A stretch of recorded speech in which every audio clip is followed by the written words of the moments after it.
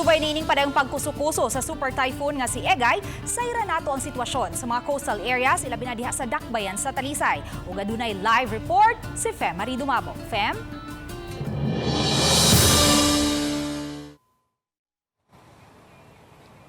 Yes, May, nakigtigo man Talisay City Chairman sa Committee on Disaster and Resilience kaganihang buntag aron sa pagpangandam sa epekto nga dala sa southwest monsoon o hanging habagat.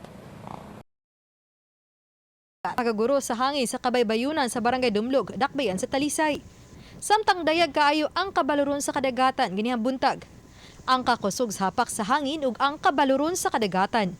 May usa sa hinungdan nga mipatawag og tigom ang Talisay City Disaster Risk Reduction Council nga gilangkuban sa naglain-laing departamento sa City Hall ug ahensya sa gobyerno. Nagpatawag tag meeting on behalf ni Mayor Samsam kay importante man kayo nga ang pagpangandam bitaw nato kay although layo ra ang bagyo pero mas may nang ready na gid ang atong syudad. Zero casualty man ta, so ang usual nato na even if taligsik lang you have to prepare for the worst kay you'll never know what will happen, no? Ato ang gipang andaman ron dili man ang bagyo, ang ulan ug ang hangin ug ang ato ang storm surge niya kay ni affect naman siya sa kadagatan. Mitambong usab ang Talisay City Coast Guard Substation ug Talisay City Police nga mao'y mobadlong sa mga mulawig ug sa kabataan nga mga ligo sa dagat. Sugod pag Friday no ato na tong ibuyag atong mga mananagat kay tungod rough gid conditions atong dagat.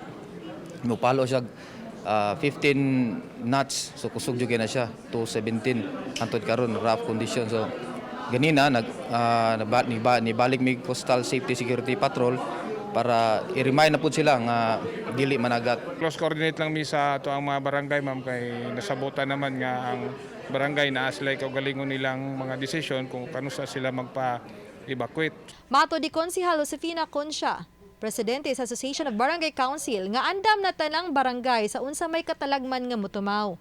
Andam na usab ang Talisay City DepEd Division nga mamahimong evacuation center ang mga tunghaan kung gikinahanglan. Samtang gipanamduman sa Talisay City Disaster Risk Reduction and Management Council ang mga nanimuyo daplin sa dagat ug kasapaan sa pagbinantayon. Samtang matud usab ni Filipa Sulana, Talisay City Social Welfare Officer, nga nakaandam na usab ang mga relief packs sa isip ayuda kung gikinahanglan.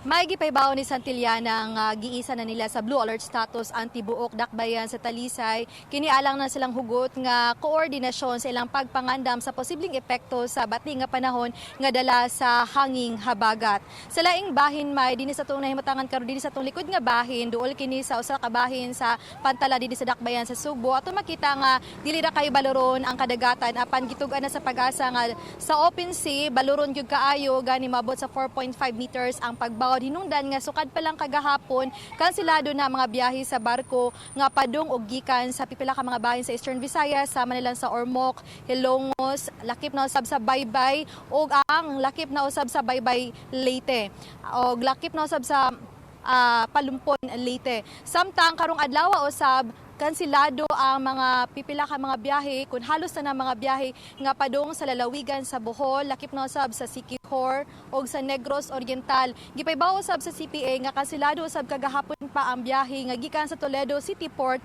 padung sa San Carlos City sa Negros Occidental. Ug ang tanang mga biyahe gikan sa Tuburan Port padung sa Escalante. Samtang matud usab sa CPA nga katong mga ganihang buntag nga mga wala kasakay sa mga biyahe sa barko nga padung sa Bohol, Siquijor ug sa Negros Oriental ang namaoli ra usab sa ilang tagsa-tagsa nga gipang stayhan dinhi sa Subo. May Daghang salamat, Fem Marie Dumabo.